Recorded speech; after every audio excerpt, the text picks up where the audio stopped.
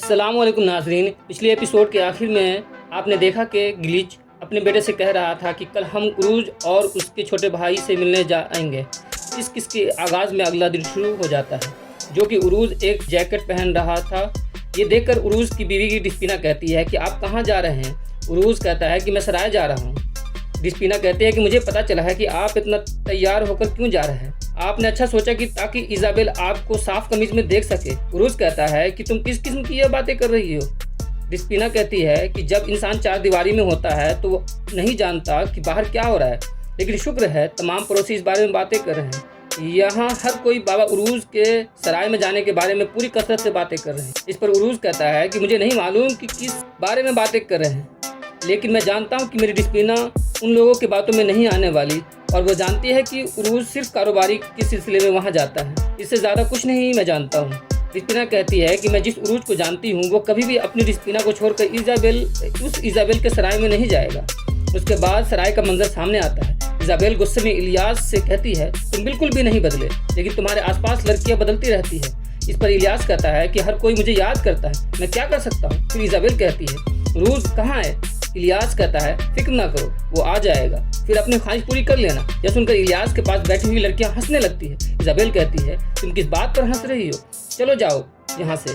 फिर यह सुनकर लड़कियां वहाँ से चली जाती है। इतने में वहाँ उरूज आ जाता है। इलियास कहता है, उरूज आ गए, तुमने वहाँ से लड़कियों को भेजकर तुमने मुझे मुश्किल से बचा लिया है। फिर इजाबेल चलकर उरूज के पास आ जाती है और कहती है, आखिर तुम आ ही गए, तुमने क्या किया है, क्या तुम जानते हो, क्या तुमने किसको कत्ल किया है। उरूज कहता है, इजाबेल इतना गुस्सा एक दिन तुम्हारी खूबसूरती को ख़राब कर देगा। फिर इजाबेल कहती है, तुम्हारी इत्मीनान की वजह तुम्हारी लाइल्मी नहीं है, बल्कि तुम्हारी हमाकत है। इसके बाद उरूज मुस्कुराकर इजाबेल को बैठने को कहता है और फिर कहता है, यह हमारी लाइल्मी या हमाकत की वजह से नहीं है, हम पुरसुकून हैं क्योंकि हम खौफजदा नहीं हैं। इजाबेल कहती है कि वह आदमी वहशी जानवरों की तरह है।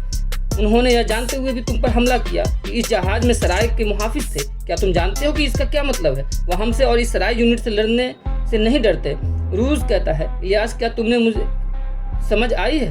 इलियास कहता है, मुझे मुकम्मल तौर पर समझ नहीं आई आगा उरूज, लेकिन वह जब तक मैं समुंदर के मेमने पुसाइडर को मार न दूं तब तक मुझे समझ नहीं आएगा।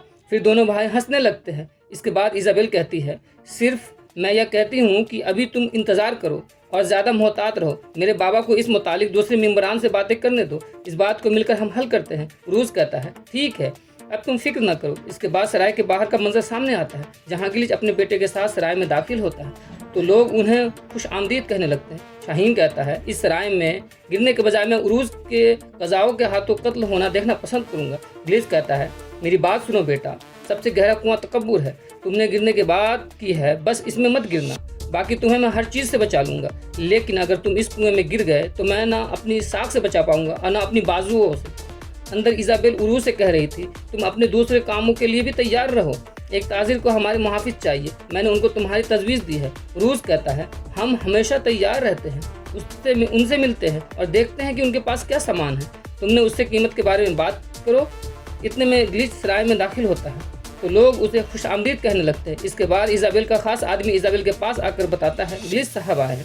फिर उरूज और उसका भाई भी बाहर की तरफ आ जाते हैं। उरूज गिलिच का हाथ चूमता है तो वो कहता है, हमेशा अपना सर ऊंचा रखो ताकि हम तुम्हारी तरफ फख्र से देख सकें। और फिर दोनों गले मिलते हैं। इसके बाद अंतुआन के जहाज का मंजर सामने आता है। इसका खास आदमी उसे बताता है, जनाब, जो आदमी अपने आप को समुंदर का सुल्तान बताता है, वह आदमी जो के भाई को कत्ल किया, वह अपने भाई के साथ तिजारती जहाज में मुहाफिज के तौर पर काम करता है।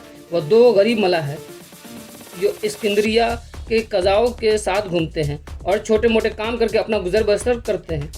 और पता चला है कि उसके दो भाई भी हैं, खिजर और इशाक, जो अपनी सुकून ज़िंदगी गुजार हैं। अंतवान कहता है, चलो पहले उनका सुकून बर्बाद करते हैं, हम मदलीली जा रहे हैं। दूसरी तरफ इशाक बर्तन बनाने में मशरूफ़ होता है। इसहाक की बीवी कहती है कि आप आज दुकान पर नहीं जा रहे हैं। इशाक कहता है, मेरा दिल नहीं कर रहा है, मुझे खिज़र की हरकतें बिल्कुल भी पसंद नहीं आई, वह काफ़ी अरसे से यहाँ नहीं था और आते ही उस्ताद सुलेमान के पास चला गया। वह कल से फजर से गायब है और ज़रूर कुछ कर रहा है और उसे भी समुंदर से मोहब्बत हो गई तो अच्छा नहीं होगा। तो इशाक की बीवी कहती है, नहीं जनाब, आप खिज़र को नहीं जानते, वह आपकी बात से इनकार नहीं करेगा। इशाक कहता है, उरूज और खिज़र में क्या फ़र्क है, दोनों मेरे साथ नहीं है, मुझे नहीं मालूम दोनों कहाँ हैं। दूसरी तरफ खिजर काली मनोज का एक दुकान में मौजूद था जहाँ कुछ बनाने में मशरूफ था। दूसरी तरफ पेड्रो का कमांडर उसे बताता है, जनाब हमने मरबूज झील में अयूब को ढूंढ लिया है। पेड्रो कहता है, मैं जानता हूँ कि तुमने उसे बड़ी मुश्किल से तलाश किया है, जल्द ही यह शिकार खत्म हो जाएगा, जंग की तैयारियां शुरू करो। फिर पेड्रो रिगो से कहता है, हम वह राज जानने वाले हैं जिसके लिए हमने उनलूस की पूरी लाइब्रेरी को लूट लिया था। फिर डिगो कहता है, क्या इस जद्दोजहद का कोई फायदा होगा? पेड्रो कहता है, मैं तुम्हें एक राज की बात बताता हूँ। सलेबी जंग का आगाज पोप के हुक्म से हुआ था। एक सल्तनत उसी राज की वजह से तबाह हो गई और उसी राज की वजह से एक नई सल्तनत कायम हुई। हम नहीं जानते हैं कि यह राज क्या है, कि यह राज बेमिसाल बेशकीमती खजाना है। हम सिर्फ इतना जानते हैं कि पहला आदमी उस राज को जानता था। डिगो कहता, पूरी दुनिया में घंटी बजने वाले इस राज पर मुनस्सिर है। इस राज के जानिब एक कदम बढ़ाने के लिए अगर जरूरत पड़ी तो पूरी दुनिया के तमाम घंटाघर तबाह कर दूंगा। दूसरी तरफ खिजर लोहार को एक बोरी में बंद किया होता है, फिर उठने की कोशिश करता है तो उसे डंडा मारकर बेहोश कर देता है। थोड़ी देर बाद पेड्रो खिजर की दुकान में पहुंचता है और कहता है, क्या सब कुछ तैयार है? खिजर कहता है, जी जनाब। इतने में पेड्रो का कमांडर पूछता है, तुम कौन हो और लोहार मार्कोस कहाँ है? मैं मार्कोस का कज़न हूँ, वह काम करने के लिए जूस जर्जीरा गया है। इतने में एक आदमी आता है और कहता है, मेरे अच्छे दोस्त पेड्रो तुम कहाँ थे? मैं सुबह से तुम्हें ढूंढ रहा था। पेड्रो कहता है, मेरे शरीफ शहजादे कैसे हो तुम? फिर यह सब बाहर चले जाते हैं। दूसरी तरफ इस केंद्रिया में गिलिच उरूज और उसके भाई को कह रहा था, तुमने बहुत अच्छा काम किया है बहादुरो, अब तुम दोनों हमारे बेटे की तरह हो।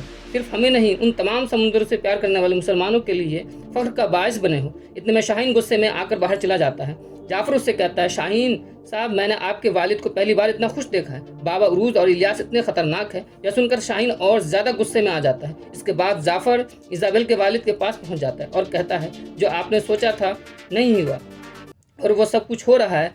जनाब गिलिच साहब उठकर आपके सराय में आ गए हैं, आपको जल्द कोई कार्रवाई करनी होगी। इजाबेल का वालिद एक सिक्कों की थैली जाफर को देता है और कहते हैं, यह काफ़ी होगा, लेकिन ध्यान से, अगर तुम इसे संभाल ना सके तो यह मामला एक तबाही के साथ ख़त्म हो जाएगा और मैं तुम्हें इस तबाही से नहीं बचा सकूंगा। और इसी साथ आज का ये एपिसोड का अख्ताम होता है।